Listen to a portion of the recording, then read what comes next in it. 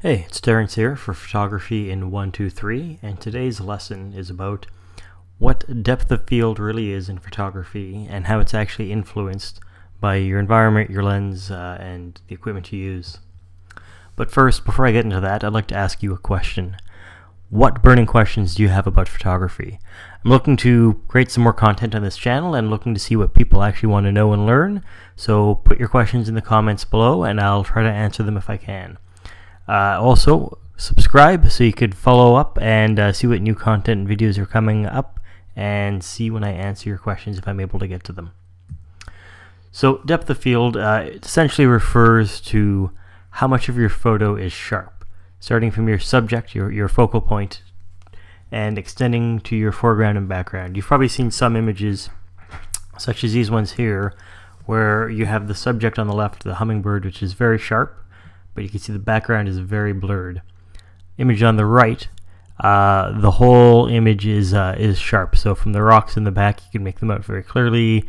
The water in the front, the leaves in the middle, everything is fairly sharp. And this is examples of narrow and wide depth of field. So what affects your depth of field? There's four real things I like to focus on. There's some other items that could affect it, but really these are the things that you need to think about. That's the aperture of the lens you're using, the focal length of the lens you're using, the distance from the subject to the lens, and the distance from the subject to the foreground and background in your image. So aperture is really about how wide an opening your lens goes when you're taking the photo. Every time you press that shutter release, your lens opens and closes very quickly to let light in to take the shot. It can open to a variety of sizes based on what your lens is capable of and what you set it to. In this example, we have f1.8 on the left hand side. Usually high-end lenses can do f1.8 or lower. That opens up very, very wide, lets a lot of light in. But the result of a very wide aperture opening is you get a lot of impact from depth of field, so you'll get more of your foreground and background that are blurred. On the other end of the spectrum, you have f22. A lot of lenses can do f22, some can do even a little higher than that. That's a very small opening to the aperture when you press the shutter release. It lets very little light in, so sometimes it has to be open a little longer to take the photo. But the result is your foreground, background, and your subject are all pretty much in the same level of focus, so it is a lot less blur, if any, going on in those cases. Typical lenses start around f4.0 and can go up to about f22, but specialty and more expensive lenses could do a slightly higher range than that. If you look at these examples from one of the lenses I have, I took the same shot 3 times. One is at f4, and you can see the white zebra on the right, which was my focal point, is clear. The little horsey up front is blurred, as well as the giraffe in the back. They're about a foot away from the zebra, and pretty much everything else in the background is very blurred. At f10, same photo, the giraffe and the little horsey are more clear. Background a little less blurred, but still not super crisp. And at f22, everything is very, very crisp. So you have a very wide depth of field, so you get a lot of your image in clearer in that shot. The other thing to look at is the focal length of your lens, which is really the magnification power of your lens.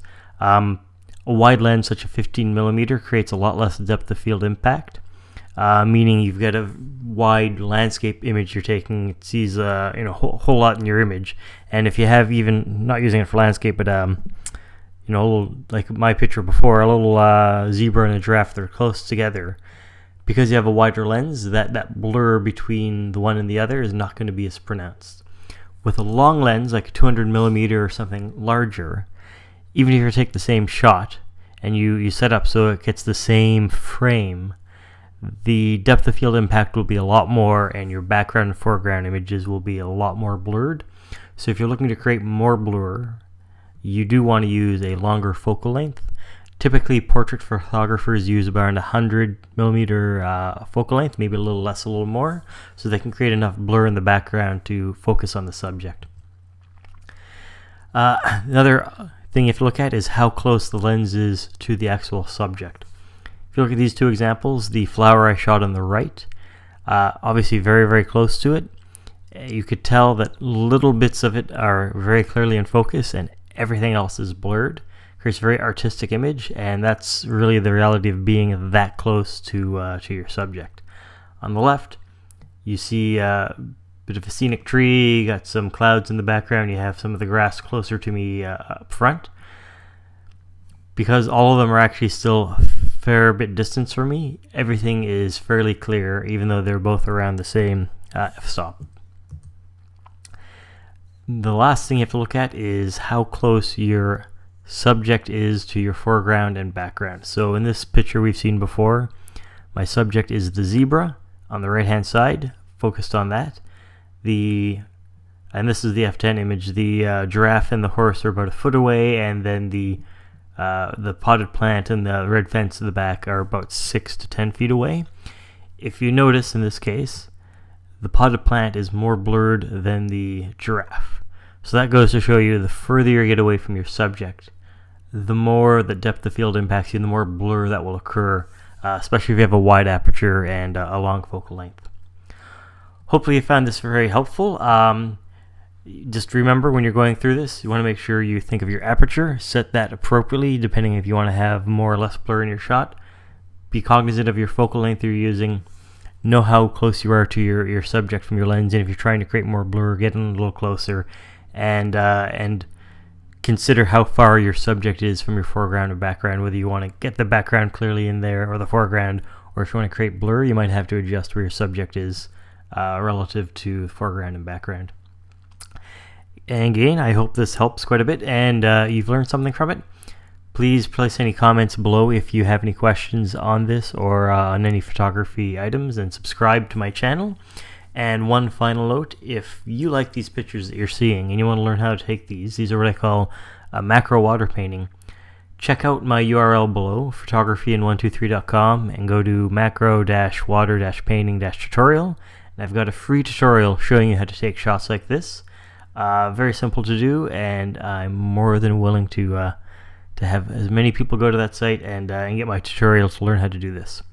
So have a good day, and keep on clicking.